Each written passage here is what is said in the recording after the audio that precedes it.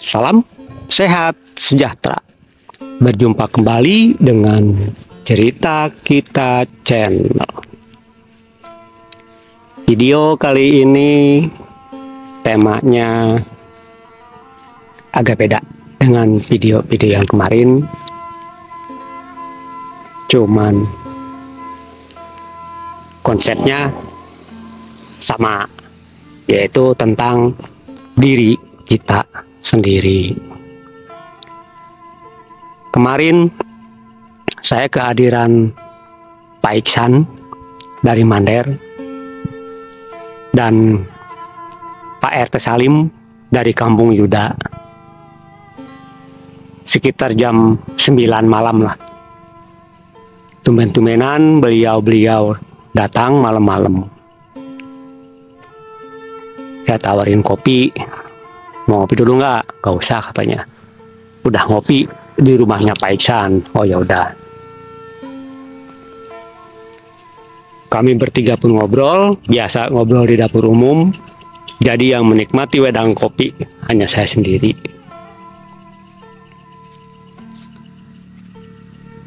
Pak RT, Pak Iksan ngobrol berdua. Karena waktu itu saya masih megang alat-alat elektronik, alat-alat audio. Rencananya mau nyolder, beliau datang. Ya udah. Saya menghormati beliau, akhirnya solder saya cabut dan pindah lokasi ke dapur umum. Apa sih temanya? Temanya simpel. Kenapa hati kita ini bisa membeku? Nah, itu dia tema utamanya. Sebelum dilanjut videonya, silakan yang belum subscribe dulu dan jangan lupa tekan loncengnya. Yang sudah subscribe, like, komen, dan share, saya ucapkan banyak-banyak terima kasih. Semoga besok-besok dapat notifikasi kalau Cerita Kita Channel mengupload video baru. Biar nggak ketinggalan, langsung aja notifikasi itu diklik biar videonya berjalan. Oke, dilanjut. Sabab musabab hati kita membeku adalah yang pertama, kita seringkali berprasangka buruk kepada orang lain. Nah, itu sering berprasangka buruk kepada orang lain, otomatis pikiran-pikiran tersebut pun akan menyelinap masuk ke dalam hati. Ibaratkan pikiran-pikiran tersebut adalah kotoran-kotoran, debu-debu, sampah-sampah yang bersemayam di dalam hati kita. Semakin banyak prasangka buruk tersebut, maka semakin banyak juga sampah-sampah yang ada di dalam hati kita. Entah itu sampah apaan.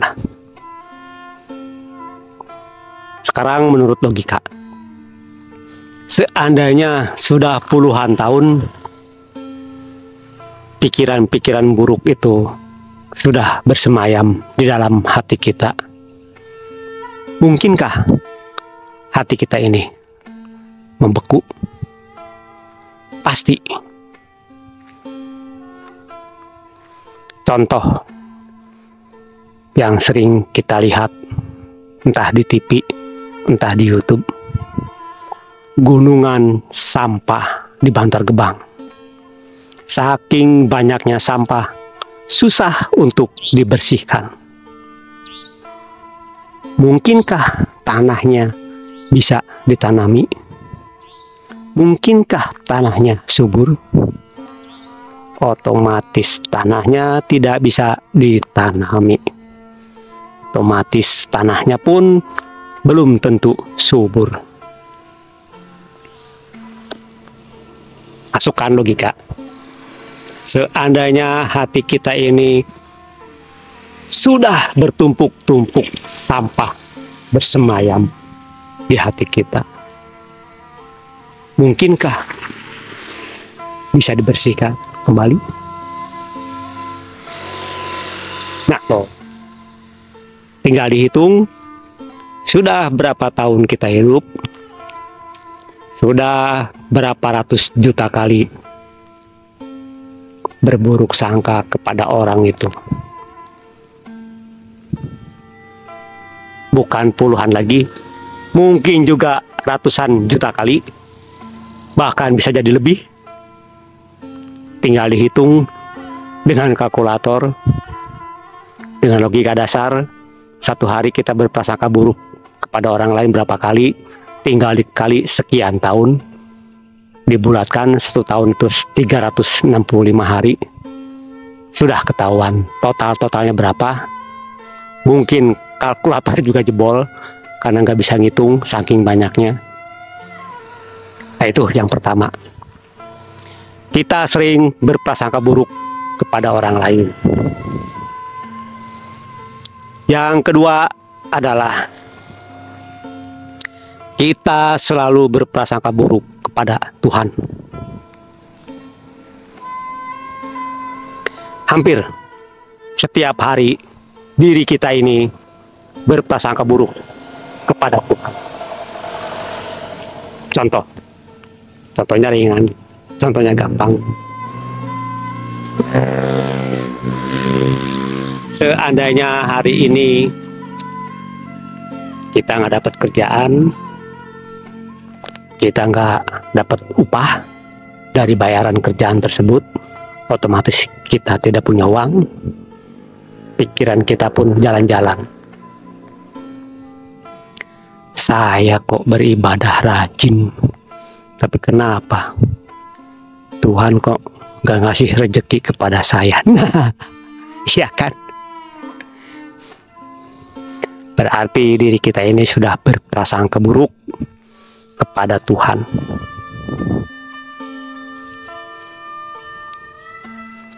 Berapa kali setiap hari kita berprasangka buruk kepada Tuhan? Tinggal dihitung, tinggal dikali berapa usia kita, maka semakin bekulah hati kita. Saking numpuknya sampah berprasangka buruk kepada manusia, sampah berprasangka buruk kepada Tuhan. Nah loh, itu baru 2 sampah yang menempel, yang bersemayam di dalam hati kita. Entah berapa ratus jenis sampah yang nempel di dalam hati kita. Tinggal merenung, tinggal introspeksi diri. Jangan menyalahkan orang lain, jangan menyalahkan Tuhan, tetapi analisa, cermati, hayati diri ini.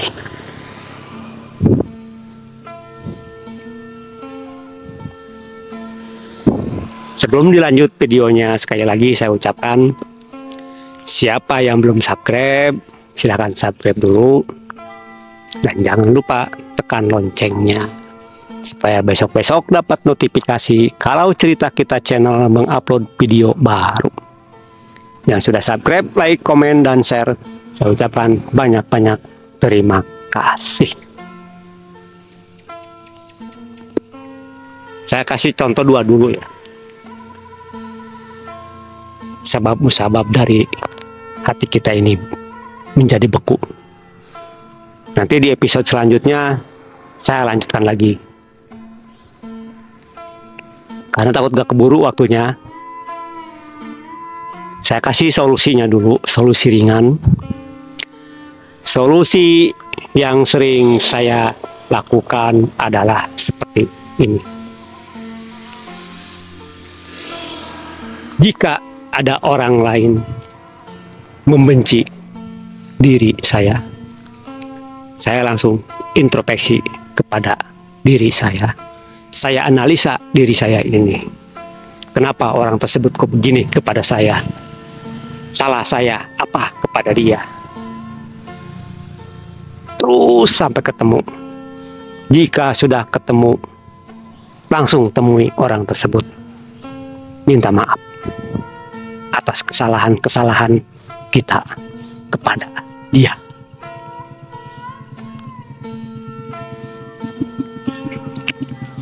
Solusi yang kedua, jika kita sedang terpuruk, jangan buru-buru menyalahkan Tuhan, tapi analisalah, introspeksi diri, merenunglah atas kesalahan-kesalahan diri saya ini. Ini contohnya saya ya. Saya renungkan, ternyata setiap tingkah laku, perbuatan, ucapan yang saya lakukan setiap hari ini jarang sekali yang sesuai dengan kehendaknya Tuhan. Tuhan berkehendak A, justru saya berkehendaknya Z, dari kejauhan. Karena saking banyaknya saya melakukan kesalahan, saya pun langsung mohon maaf dan mohon ampunan kepada Tuhan. Nah, cuma itu aja solusinya. Intinya, meminta maaf kepada orang lain, memohon ampunan kepada Tuhan. Oke? Oke dah.